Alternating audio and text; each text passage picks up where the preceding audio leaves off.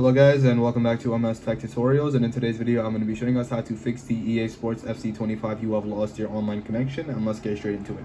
So the first thing that you guys can do is that if your internet is not working properly, you can go ahead and restart your router. And if you don't know how to do that, it's pretty simple. All you have to do is unplug all of the wires out of the router, wait about 30 seconds to a minute, and then replug them back in.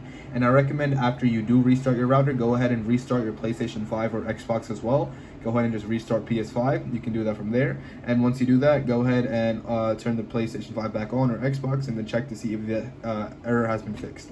If the error has not been fixed, the second method you guys can do is, instead of using a regular Wi-Fi connection, use a wired cable instead, or in other words, use an Ethernet cable instead, because it's not only going to help you with faster Wi-Fi, it's going to have less ping, it's going to have your gameplay is going to be much more smoother and better overall. So I highly recommend using a wired cable instead. And you can also just test your internet connection, make sure everything is working fine, and yeah. And once everything is good, then you should be good to go. So that is it for the video. Thank you guys for watching. Make sure to give the video a thumbs up, subscribe to the channel, and have a great day.